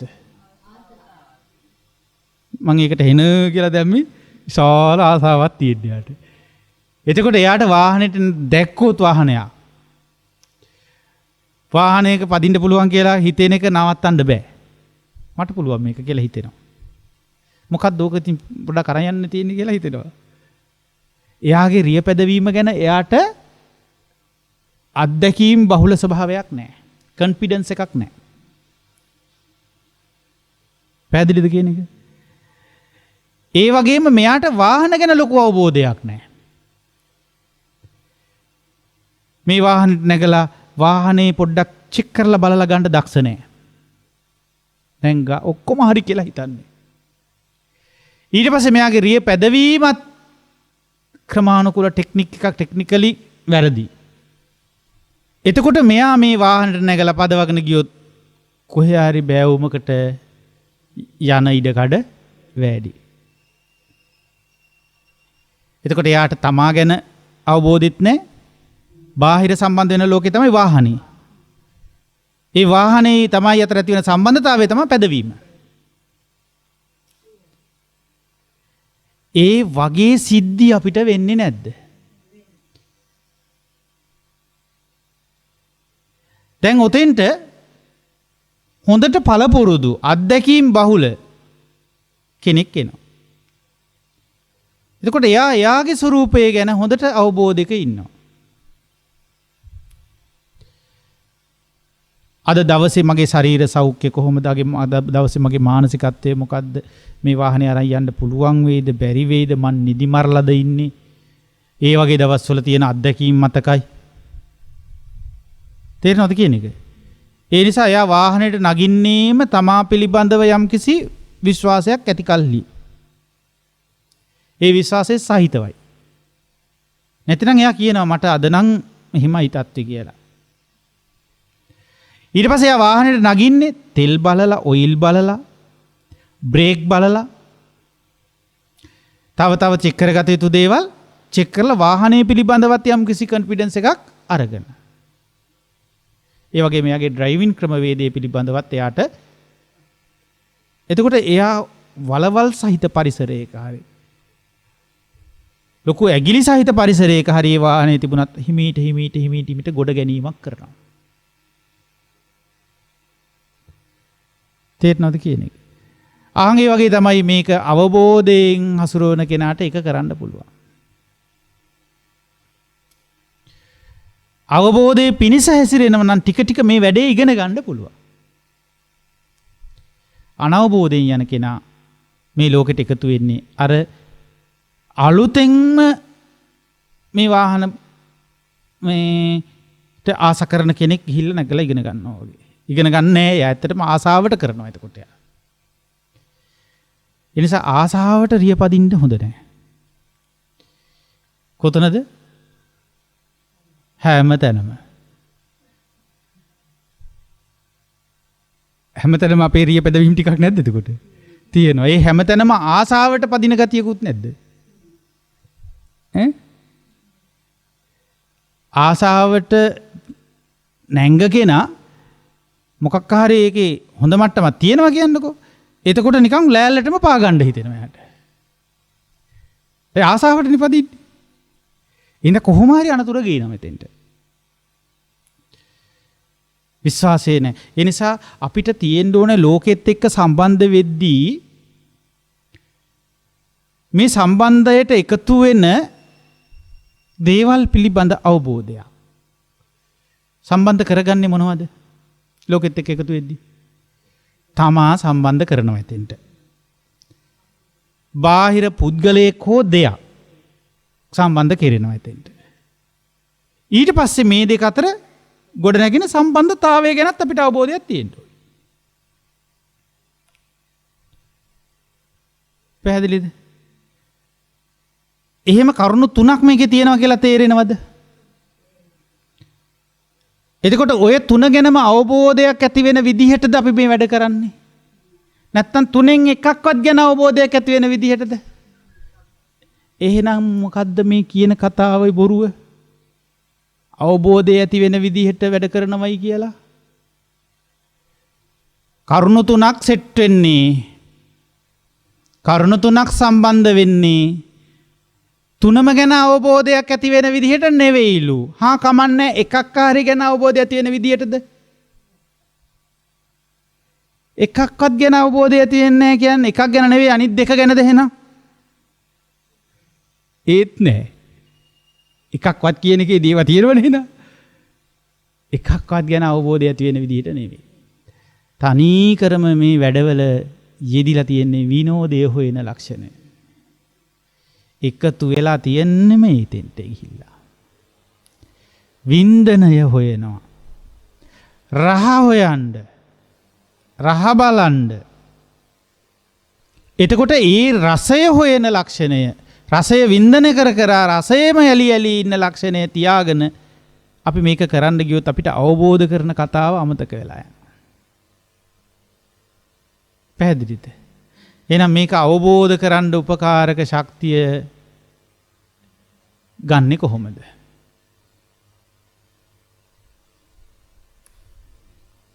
කොහොමද ඇත්තට මේක කරන්නේ මෙතන?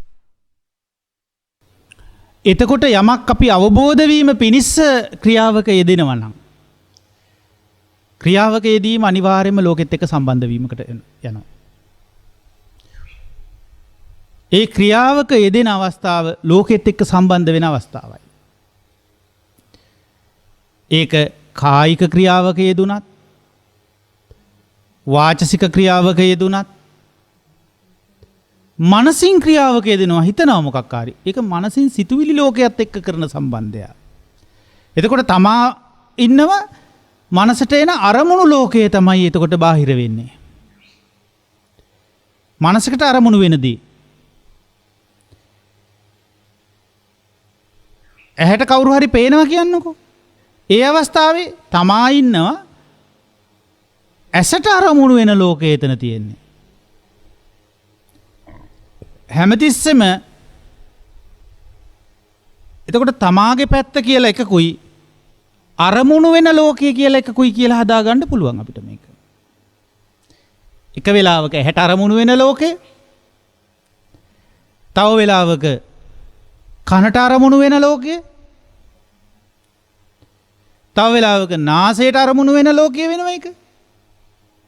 තව වෙලාවක දිවට අරමුණු වෙන ලෝකයේ කියලා හදාගන්න පුළුවන්.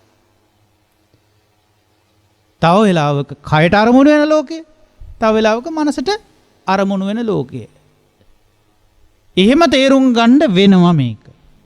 හැබැයි මෙහෙම තේරුම් ගන්න බෑ මනසට අරමුණු වෙන එක විතරයි අරමුණු කියලා හිතන්න එපා. ඇහැටත් අරමුණු වෙනවා. ඒ රූප ආරම්මන. දිවටත් අරමුණු වෙනවා. ඒ රසය කයටත් අරමුණු වෙනවා. ඒ පහස. ඒ ස්පර්ශය නෙවෙයි. ඒ ස්පර්ශය නෙවෙයි. අපි මේකේ ස්පර්ශය හිමින් කතා කරනවා ඉස්සරහට. ඒ ස්පර්ශය අපේ ඔය සාම්ප්‍රදායික භාෂාවේ අපි පාවිච්චි කරපු ස්පර්ශය වුණාට බුද්ධ දේශනාවේ ස්පර්ශය එතන නෙවෙයි. බුද්ධ දේශනාවේ ඒකට කියන්නේ පොට්ටබ්බාරම්මණය. මොකද්ද කියන්නේ? කොතනකවත් අපිට නෑ ස්පර්ශාරම්මණය කියලා වචනයක්. තේරුණාද? එහෙම නැත්නම් පස්සාරම්මණය කියලා එකක් නෑ. තියෙන්නේ මොකද්ද? පොට්ටබ්බාරම්මණය. ඒ කියන්නේ පහස. එහෙම අපිට මේ සම්බන්ධතාවය පිළිබඳව අත්විඳින తত্ত্বය තේරුම් ගන්න අපි ලොකු සිහියකින් එකට මෝන දෙන්න ඕනද නැද්ද? එතකොට ඒ ක්‍රියාව තුළ අපිට ඒ සිහිය අවශ්‍යයි. හැබැයි අපිට ඒ සිහිය උපදවා ගන්න කඩෙන් ගන්න නැහැ. පැකට් වශයෙන් ගන්න තියනවද? නැහැ. කොහෙන්ද උපදවා ගන්න ඕනේ? ඒ ක්‍රියාවෙන්ම තමයි සිහිය උපදවා ගන්න ඕනේ. ඒ නිසා ඔය සිහිය පිහිටවීමේම තියෙනවා ඒකට ආනිසංසය. ඒ සිහිය පිහිටවීම ඉස්සරළම උපකාර කරනවා මොකේද? පතිස්සති මත්තාය. ඉස්සරළම සිහිය උපකාර කරන්නේ සිහිය දියුණු වීමට.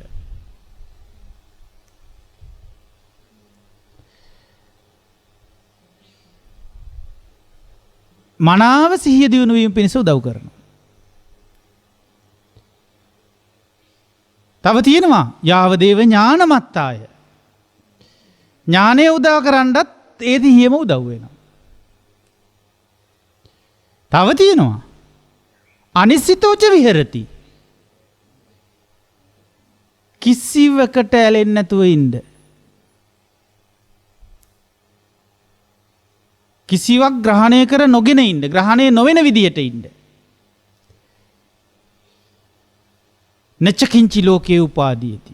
කිසිම ආයුරකින් ලෝකේ කිසිවකට බැඳෙන්නේ නැතුව නොබැඳී සිටීමට අවශ්‍ය ශක්තියක් උපද්දනවා. මොකෙන්ද? සිහියෙන්. පැහැදිලිද කියන එක?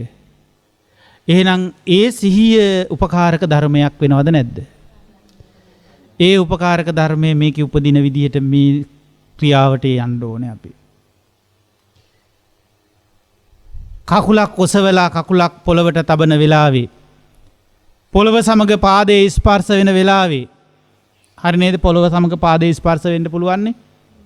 පුළුවන්. එතකොට පොළවෙන් දැනෙන ස්පර්ශය නේද?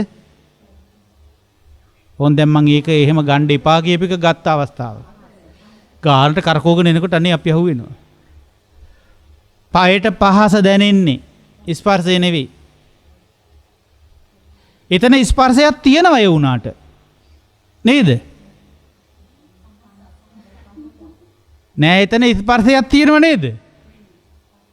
ස්පර්ශයක් නැද්ද එතන? බුද්ධ ශාසනික ස්පර්ශයකුත් තියෙනවා එතන. එතන විතරද එතකොට ස්පර්ශය තියෙන බුද්ධ ශාසනිකව? නෑ ඇහැට රූපයක් එකතු වෙන වෙලාවේ. ඒ එකතු වීම මොනම එකතු වීමද? ඇහැ රූපය. ඒ ඇහෙන් ඒ රූපේ සම්බන්ධතාවයක් ගොඩනගා ගන්න ඕනේ. ඇහැ එක්ක රූපේ සම්බන්ධ වෙනවනේ. පේනවා කියලා එකකින්. පෙනීම කියන එක තියෙනවනේ. ඒ කියන්නේ දැනීමක් ඇහැට එනවනේ. ආන් ඒ කරුණු තුනම එකතු වෙනවනේ එතන. ආන්ගේ තින්නම් සංගති පස්සෝ. ඒ කරුණු තුනට එකතුවටයි කියන්නේ ප්‍රස්සය කියලා. ඕක පාඩම් කරද්දි හරි ලේසි. දැන් ඉන්නවා ලක්ෂ ගාණක් මේක පාඩම් කරගත්තු අය. මේක ජප කරමින් ඉන්නවා. දැන් ජප කර කර ගිහිල්ලා මිනිස්සු සාමාන්‍ය ජීවිතේදී හප වෙලා. ඇයි කොච්චර ජප කරුවත් වැඩේදී ස්පර්ශය ගැන සිහිය නැහැ. සිහිය උපදෙන්න මේක යෙදිලා නැහැ. ඒ නිසා මා මේ කියන්නේ අපි අහලා දැනගන්නටත් ඕන. දරාගෙන මතකයට අරගෙන එන්නත් ඕන. ජීවිතේ මේක ජීවත් වෙන තැනට ගියාම අපි ජීවත් වෙන තැනට ගියාම අපේ ආත්ම භාවය පරිහරණය කරන තැනට ගියාම එතනින් තේරුම් ගන්න ඕන. අපේ ආත්ම භාවය අපි පරිහරණය කරන මොහොත ඒ වෙලාවේ පරිහරණය කරන්නේ කුමක් අරමුණු කරගෙනද? එතනින් ඒක තේරුම් ගන්න ඕන. ඒකට කියනවා අත්ත භාව පරියාපන්න. මොකද්ද කියන්නේ? අත්ත භාව ආත්ම භාවයේ පරිහරණය කරන තැනින් ජීවිතේ ජීවත් වෙන තැනින් ගන්න ඕනේ මේ අවබෝධය. පොතෙන් නෙවෙයි, දැනුමෙන් නෙවෙයි, මතකයෙන් නෙවෙයි අරගෙන එන්නේ තෙන්ට. එතනින් ගන්න මේ කතාව. එතන මොනවද තියෙන්නේ කියලා බලලා. එතන තියෙන දේ ගැන පරීක්ෂණාත්මකව ඉන්න ඕනද නැද්ද එතකොට? එතන තියෙන දේ ගැන පරීක්ෂණාත්මකව ඉන්න ඕනේ. ආන් එහෙම පරීක්ෂණාත්මකව සොයා බලා වැඩ කටයුතු කරන සිහිය උපද්දවා ගන්න වෙනවා අපි එතන. ඉතින් ඒ නිසා ඇත්තටම මේ ලෝක විග්‍රහය, මේ ලෝකෙත් එක්ක සම්බන්ධ වෙන විග්‍රහය, ලෝකෙත් එක්ක බැඳි බැඳි යන ක්‍රමය කඩලා ලෝකෙට බැඳෙන තත්ත්වේ අයින් කරගෙන ගියොත් ඒක උදව්වක් වෙන්නේ නැද්ද ලෝකයෙන් එතර වෙන්න? ඒක එහෙනම් ලෝකයෙන් එතර වෙන්න උපකාරක මාධ්‍යයක් වෙන්නේ නැද්ද? එහෙනම් ඒක ලෝකෝත්තර මාධ්‍ය නෙවෙයිද? එහෙනම් ඒක ලෝකෝත්තර මාර්ගය නෙවෙයිද? එහෙනම් මේ කතා කරන්නේ ලෝකයෙන් එතර වෙන ලෝකෝත්තර මාර්ග ඥානය ගැන නෙවෙයිද?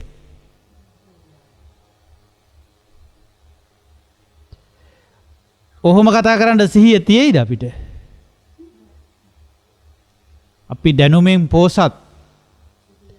අපි යනවා වෙන විශාල මාතෘකාරගෙන කතා කරන්න. හැබැයි අපේ සිහිය දිනදා ජීවත් වෙද්දිත් නැහැ. ඒ නිසා ලෝකෙත් එක්ක එකතු වෙන තැනට යන්. එතනින් ලෝකේ පිළිබඳ අවබෝධය උපයගමු. තේරුණාද කියන එක? ආන් එතකොට ඒ ලෝකෙත් එක්ක එකතු වීම අපි කරමුමින් පස්සේ මොකක් සඳහාද? ලෝකය අවබෝධ කරවා ගැනීම සඳහා. එතකොට මේ ලෝකය අවබෝධ කරන දහමක් අහන්නම ඕනේ නැද්ද? අහලා නැත්නම් කරන්න කවදාවත් හම්බෙන්නේ නැහැ මේක සාමාන්‍ය කෙනෙකුට. බුදු පසේ බුදු කියන කොට්ටාස දෙකට විතරක් ඕක කරන්න පුළුවන් අහලා නැත්නම්. මහරහතුන් වහන්සේලා බිහි වෙන්නේ බුදුරජාණන් වහන්සේලාගෙන් අහලා දැනගත්තු දැනුම අරගෙන. තේරුණාද කියන එක? පරීක්ෂණ නොකර නෙවෙයි හැබැයි. අහගෙන ඉන්නකොටම අවබෝධ වෙන එකක් නෙවෙයි. ඒ අහද්දි තමාගේ ඥානයේ ශක්තියේ ප්‍රමාණයට එයා තුල පරීක්ෂණයක් සිද්ධ වෙනවා. එයා මේ ලෝකෙත් එක්ක එකතු වෙන විදිහ හැම තැනකම පරීක්ෂණයකට භාජනය කරලා ඒ හැම තැනකම හොඳ අවබෝධයක් උපයා ගන්න කටයුතු කරනවා. පැහැදිලිද?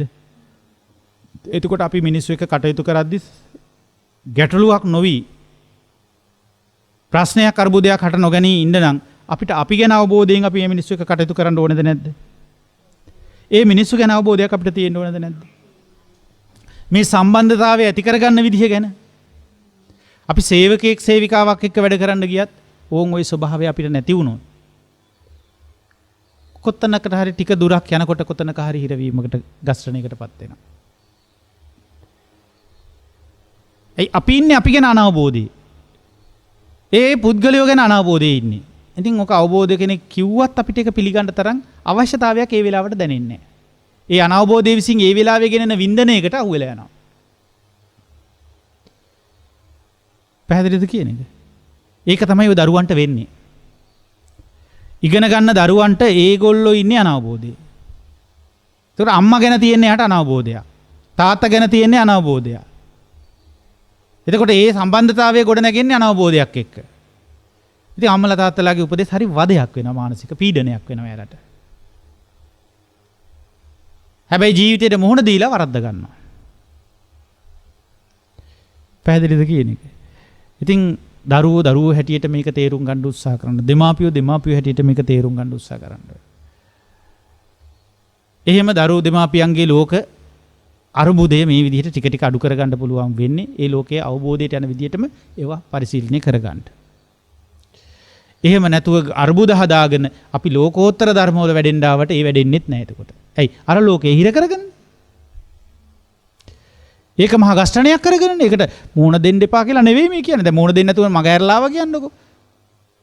ඒ අවබෝධයෙන් ප්‍රහාණය කරපු එකක් නෙවෙයි එතන තියෙන්නේ. අනවබෝධයෙන් මග හැරපු එකක් එතන තියෙන්නේ. පැහැදිලිද කියන එක?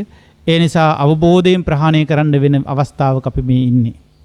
ඉතින් එහෙම අවබෝධයෙන් ප්‍රහාණය කරන්න ඒ අවබෝධය පිළිබඳව කියා දෙන මෙවන් ධර්මානුශාසනාවක් අපි තවදුරටත් ඉදිරියට ඊළඟ දේශනාවලින් අරන් යනවා මේ පොහොය දවසේ. ඉතින් අද දවසේ මේ දේශනාව අපේ පළමු දේශනාව එක්ක සසඳලා තව ටිකක් ගැඹුරකට අපිට එන්න උපකාරය සැලසුවා. ඉතින් අද මේ උතුම් දේශනාව ඔබට මේ විදිහට ධර්ම දානයක්සේ තිළින කරනු ලබන්නේ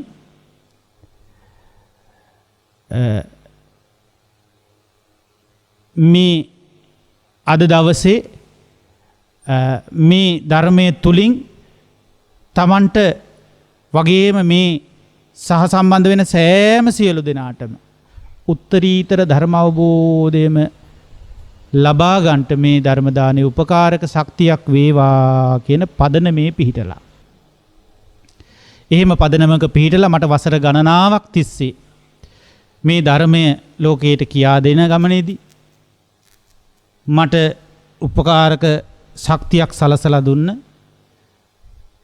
ඇත්තටම මගේ පසුපසින් ඉඳලා විශාල ශක්තියක් හැම අවශ්‍ය වෙන හැම තැනකදීම ලබලා දෙන පෞලක උපකාරක ශක්තිය. ඒ තමයි පින්වත් කැලුම් තෙන්නකෝන් මහත්මයාගේ සහ ඒ ගීතා මල්කාන්ති මහත්මියගේ පූර්ණ අනුග්‍රහයෙන් තමයි අද දවසේ මේ ධර්ම දානය සිදු වෙන්නේ.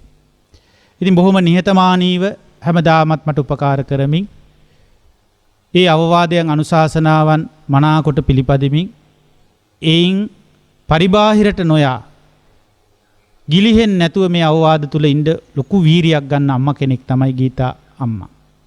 ඒ ගීතා මල්කාන්ති මෑණියන් අද දවසේ මේ උතුම් ධර්ම දානය සිදු කරලා බලාපොරොත්තු වෙන්නේ Tamanගේ 60 වන ජන්මදිනය නිමිති කරගෙන ඊතා ඉක්මනින් මේ උතුම් ධර්ම අවබෝධය කරා යන්න මගහසර සැලසේවා කියන ප්‍රාර්ථනාව එකතු කරගන්න.